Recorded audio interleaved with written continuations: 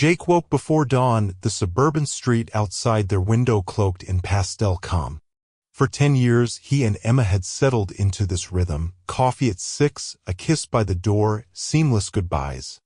Their cul-de-sac, manicured lawns, identical mailboxes felt both safe and suffocating. Inside, their home wore the trappings of marital perfection: matching pillows, family photos, heartfelt anniversary notes tucked in drawers. Yet beneath the surface lay silent resentments. Emma's abandoned dream of studying art, Jake's secret longing for adventure. On most mornings, these fissures lay dormant, ignored in favor of routine. But on this particular February 14th, with rose petals still scattered on their bedroom floor, a single vibration from Jake's phone would shatter their well-crafted world. He stared at the screen, heart halfway between curiosity and dread, unwilling to live another moment in that still, fragile peace. His mind raced through compliments she'd given just hours before: her laugh in the kitchen, her brush of his arm in passing, now echoing like distant memories of a life that might already be unraveling. Outside, the morning breeze carried the scent of dewy grass. Inside, Jake's breath felt thick with foreboding. The phone's glow pulsed like a warning beacon, demanding he confront whatever lay on the other end. He exhaled and tapped the screen, fingers trembling, and plunged headlong into the first act of their impending catastrophe.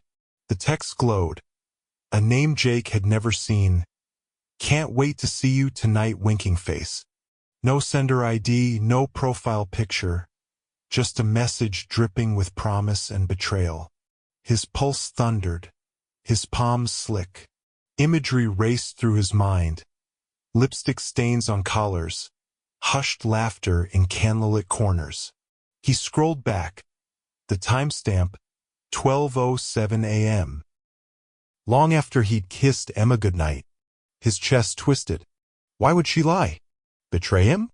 His rational mind scrambled for explanations: maybe a prank, maybe spam. But each rational thought dissolved beneath a wave of paranoia. He pictured Emma's smile glowing at his entrance that morning, the warmth in her eyes as she mentioned a special surprise. Now that warmth curdled into something foreign. His stomach clenched as he reread the line, "Can't wait to see you." Was it playful or predatory? Each interpretation hinged on a single word: you. Was it him or another?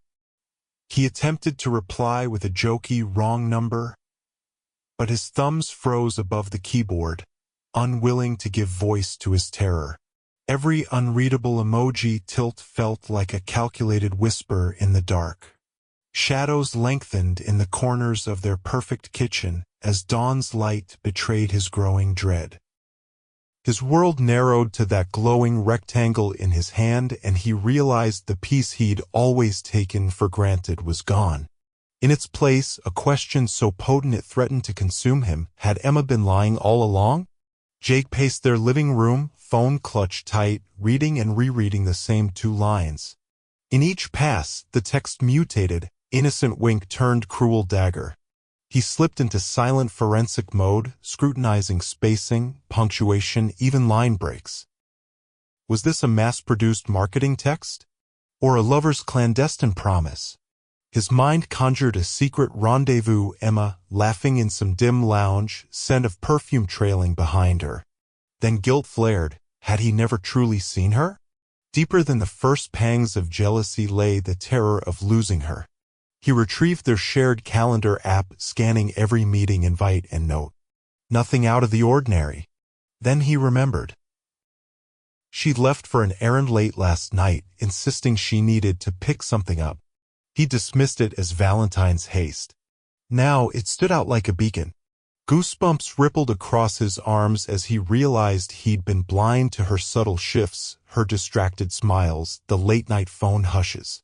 The morning sunlight, once comforting, now felt harsh against his skin. His home had become a gallery of potential evidence. Embroidered pillows with commas of doubt, coffee mugs echoing stale arguments, a half-read love note now tinged with suspicion. Each object morphed into a clue in a mystery he never asked to solve. He rubbed his temples as if to erase the seed of doubt sprouting inside him. But it took root too quickly, bursting into a vortex of what-ifs that swallowed his rational mind whole. That evening, the romantic dinner Emma had meticulously planned became an interrogation chamber. Candles flickered, casting elongated shadows on the walls. Emma, radiant in a crimson dress, moved with the grace of rehearsed joy. Jake watched her every gesture, how she poured wine, how her smile trembled when he glanced up. "How was your day?" she asked, voice tentative. His reply was a cold stare. He set a plate before her, then tapped his phone. "Who sent this?" He swiped to display the message. Emma's face paled. She swallowed, glancing first at the screen, then at him, then back at the screen. "It's from the florist," she began, voice tight. "They were confirming the rose arrangement for our anniversary surprise." Jake's lips thinned. "But why a wink?" Emma's throat bobbed as she explained. The florist's bubbly style, the emoji habit. Yet every excuse sounded defensive. Each word stung him more than the last. The hush between them crackled like live wires. His eyes searched her face for truth. Hers darted away. He recalled the roses still waiting in their dining room, unaware of the chaos they'd caused. A single misstep in her explanation, hesitation, a swallowed syllable would confirm his worst fears. Around them, the suburban silence pressed in. The only sound was the faint crackle of candle wax and the heavy beating of two hearts teetering on the brink of collapse. After that tense dinner, Jake slipped into a methodical mindset he barely recognized as his own. He retreated to the living room's corner, where the velvet armchair was bathed in the faint glow of the street lamp outside. With trembling fingers, he opened their shared laptop and logged into every joint account they'd ever held. Each balance, each transaction, felt like another brick pulled from the wall of their marriage. He traced back to the day they opened their first checking account together, remembering the excitement when they emptied their separate savings into a single pot for our future. Now, under the harsh overhead light, that future seemed a mirage. He cataloged assets, their savings, investments, retirement funds, even the emergency fund Emma had built from selling her paintings online. He noted the house equity, the car lease, and the handful of collectibles, her grandmother's china, his grandfather's watch, that carried sentimental value more than monetary. He drafted mental emails to their financial advisor. Please initiate account freeze, recommend equitable distribution model, advise on asset partition. He pictured those items boxed and stored in separate units, china boxed in one corner, watch nestled in another. Emotions receded as spreadsheets took form, columns labeled Jake and Emma, numbers filling each row like verdicts. Despite the cold precision, a painful undercurrent of regret gnawed at him. Memories he once treasured. Sunday breakfasts, late-night talks, spontaneous weekend road trips now felt adulterated by betrayal. Each ledger entry reduced a shared moment to a dollar value. He hovered over the send button on a drafted message to the bank, heart heavy with the realization that these calculations were more than fiscal, they were the numerical carving up of a life they built together. His breath caught at the thought of her waking to find their world sectioned off in spreadsheets. In that moment, Jake understood how easily love could be quantified and how devastatingly final those numbers could feel. At dawn's first light, Jake found himself in the sleek waiting area of a law firm, its marble floors and leather chairs exuding quiet authority. He traded his pajama bottoms for slacks, plastered a professional mask across his face. The lawyer's office door bore a brass nameplate. Inside, a polished mahogany desk awaited. "Mr. Jacobs?" The paralegal called, ushering him in. He sat, hands folded, watching as the lawyer, a composed woman in her 40s, organized a stack of documents. Her pen tapped methodically against her notepad as she asked, "What brings you here today?" Jake's voice felt distant as he recounted the mysterious text, the unraveling suspicion, the silent chokehold of doubt. He presented his digital evidence, screenshots, timestamps, and his hastily drafted financial spreadsheet. The lawyer listened, nodding professionally, then placed a thin dossier on the desk. Here are the divorce petition forms and an outline of potential property division options, she explained. She walked him through filing procedures, fees, and timelines.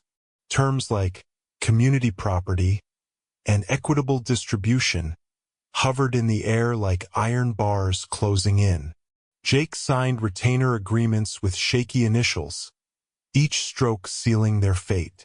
As the lawyer laid out the next steps, filing the petition, serving papers, preliminary hearings, Jake felt a jar in his chest.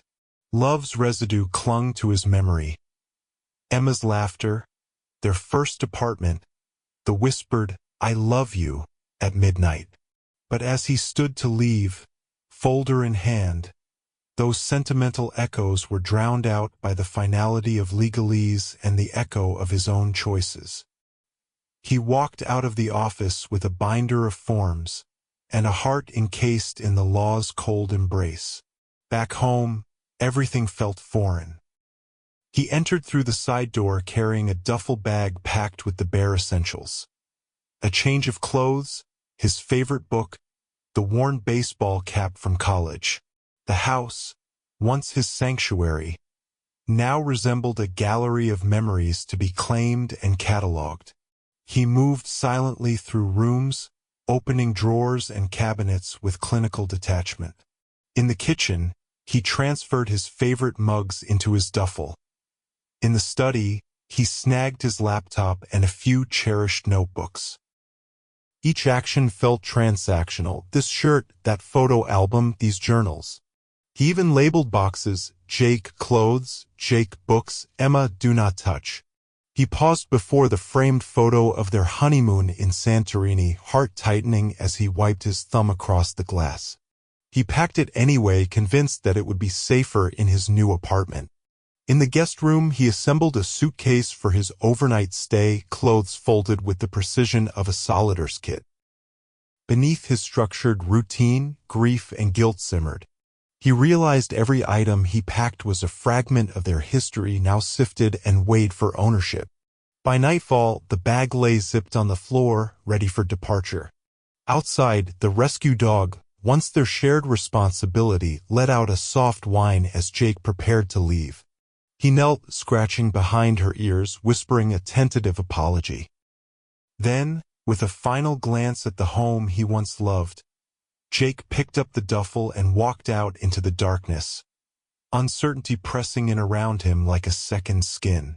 2 days after the text first arrived, Emma's world jolted awake with the arrival of a FedEx envelope. She recognized the header instantly: legal documents, crisp and official. Her hands trembled as she slid it open, pulling out a sheaf of divorce papers bearing Jake's name. The signature line stared back at her. Already signed, already scanned. She sank onto the edge of the sofa, heart pounding. Every photograph on the mantel seemed to watch in silent accusation: their wedding portrait, snapshots of beach vacations, jarring evidence of a decade spent together. She fumbled for her phone and dialed Jake, voice cracking on the first ring. "Jake?" "Why?" But the line clicked before she could finish. Undeterred, she recorded a voicemail, tears blurring her words. "Jake, please, I don't understand. I love you. If this is a mistake, call me." She ended the message, hands shaking, and listened as the voicemail icon glowed unread. She imagined Jake ignoring her plea, coldly moving forward without a backward glance. Anger flared alongside heartbreak. How could he serve her with these papers without a conversation? She envisioned uncontrollable headlines, whispered rumors, sympathetic glances from neighbors who'd never understood their marriage's complexities. In that moment, the official stamp of divorce felt like a hammer blow to her chest, and Emma realized she was standing at the edge of a life dismantled by a single misinterpreted text. Later that night, as Jake sat alone in his rented studio apartment, his phone buzzed with an unfamiliar notification. A new voicemail.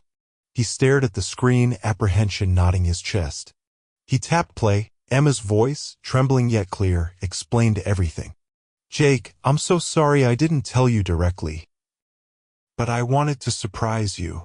The text was from Marisol, the florist arranging our anniversary roses. I didn't want to ruin the surprise. She described the florist's playful tone, her habit of sending winks with each confirmation. She confessed her mistake. I should have told you. I realize now how that looked. Please trust me.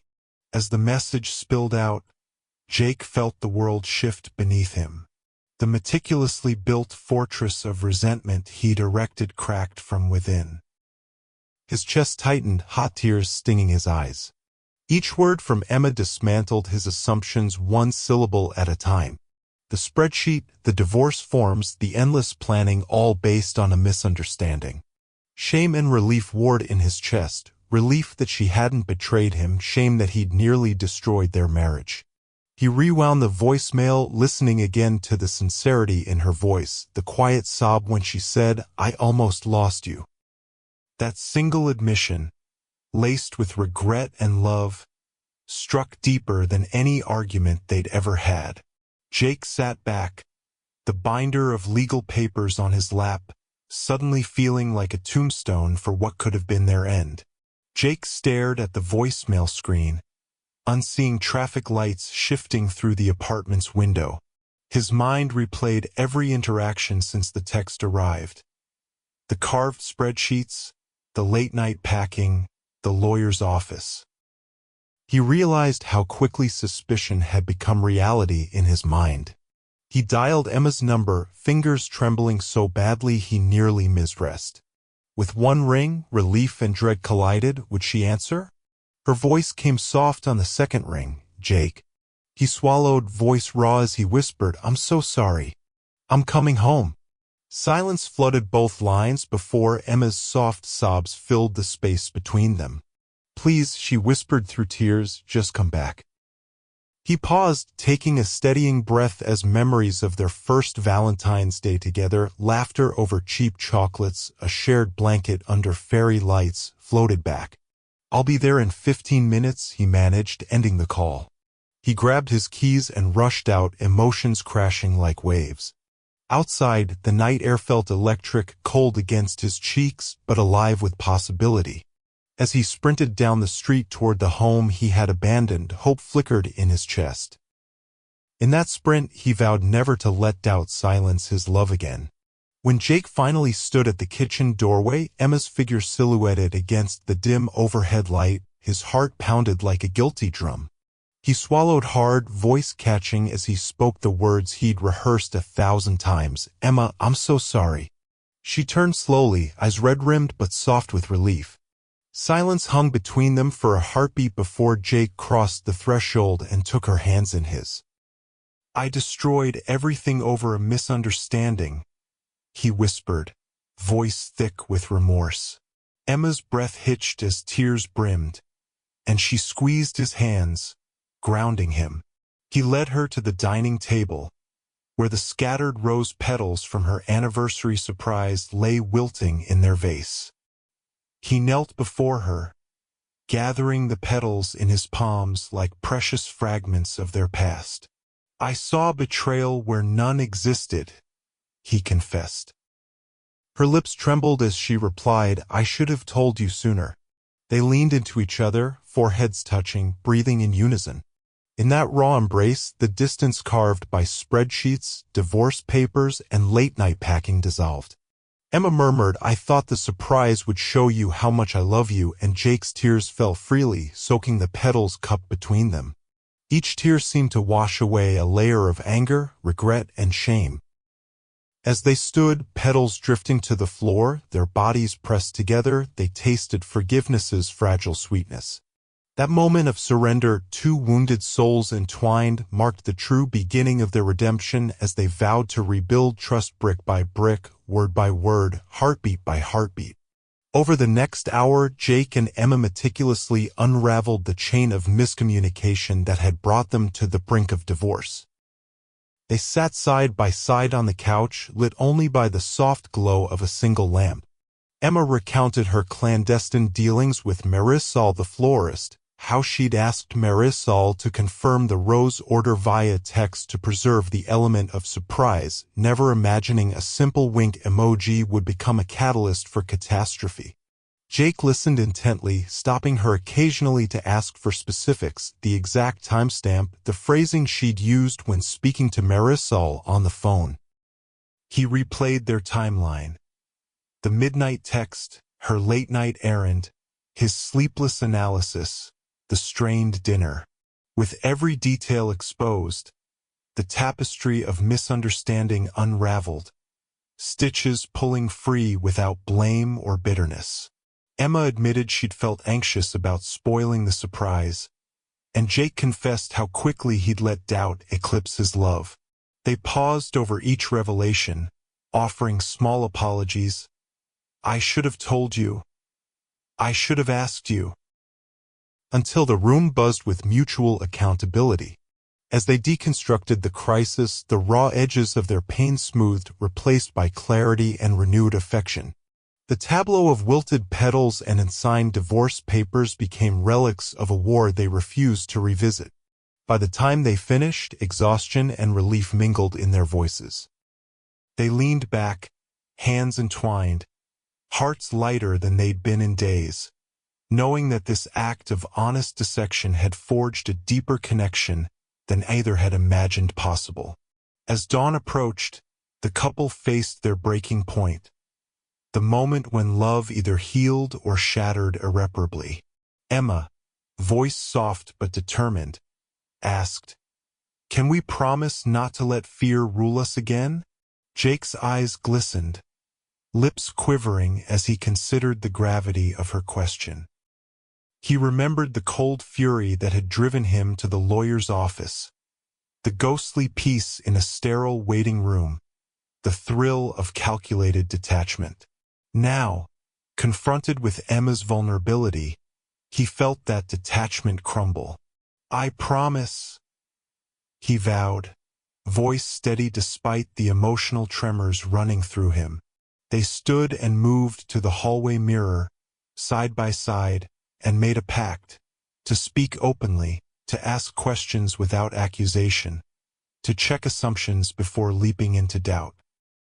This oath, uttered before their own reflection, carried the weight of 10 years' history and a fresh hope for the future. Outside, the first light of morning filtered through the blinds, illuminating the dust motes dancing in the air. Within, their hearts beat in tandem. They embraced again, this time not as two people salvaging a broken union, but as partners forging a renewed covenant. The breaking point had arrived, and instead of driving them apart, it had catalyzed their most honest, committed reunion.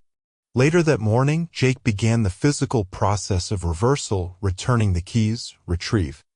Divorce papers, undoing the legal machinery he'd set in motion. He walked to the mailbox and pulled out the return receipt cards he'd dispatched to courts and banks. With deliberate calm, he filled out each card. Void, error, please disregard. He drove to the post office, sending them back with stamped return to sender labels.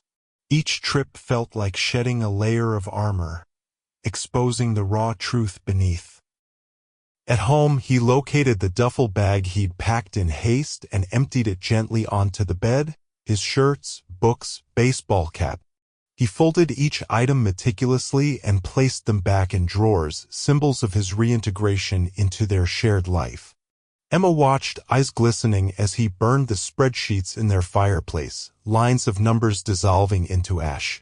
The flames flickered, consuming the remnants of his painstaking calculations, releasing them into smoke and air. In the glow of that fire, they held hands, no walls between them, only the warmth of shared vulnerability. As the last spreadsheet page curled into embers, Jake whispered, "Home is wherever we rebuild it." Emma smiled through tears, stepping closer. Together, they stood amidst the remnants of their near divorce, every pain point burned away, ready to craft a future grounded in honesty, empathy, and renewed trust. Not long after, an unexpected third party emerged to deepen their understanding. Marisol, the florist, appeared at their door bearing bouquets of freshly cut roses and a sincere apology. She explained how her playful texting habits, emojis, winks, casual language, had unintentionally sown the seeds of doubt. She revealed that she'd noticed Emma's nervous glances when exchanging texts and assumed nothing of consequence, never imagining the message would spark such turmoil. Marisol handed Emma a printed transcript of her own texts and call logs meticulously annotated to clarify each confirmation and context. As Emma and Jake examined the transcript together, they saw how innocent patterns of speech could be misconstrued when trust was fractured. Marisol's presence, once peripheral, became central, a living catalyst for their crisis and their recovery.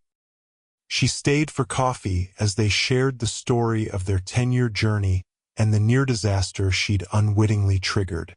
Her remorseful laughter and heartfelt empathy bridged the gap between stranger and friend. Before leaving, Marisol hugged them both and said, "May your love always be stronger than any misunderstanding." As her car pulled away, Jake and Emma stood on the porch, hand in hand, the morning sun casting long shadows behind them. In that moment, the florist's candid intervention illuminated the fragile power of communication and the healing strength of forgiveness shared not just between two people but with the wider circle who love them. 2 months after their near divorce, Jake and Emma launched 48 Hours to Forever, a blog and video series dedicated to honest communication and relationship rescue. From their living room, fresh flowers always on the coffee table, they filmed candid discussions about trust, assumptions, and the moment their own marriage almost ended. Each episode highlighted a piece of their journey, replaying the midnight text, dissecting emotional triggers, and demonstrating practical tools like double-check before you suspect and surprise scripts shared in advance.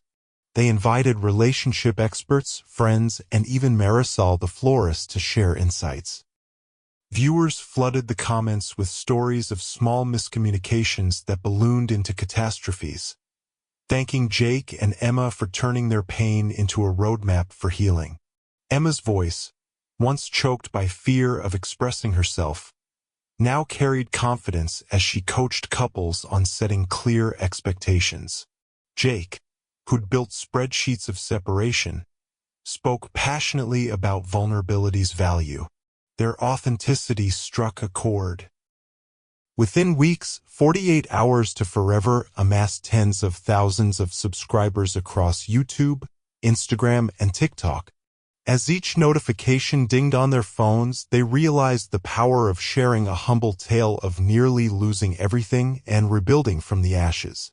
Their story resonated because it was real, two ordinary people who let fear dominate, then chose love over logic.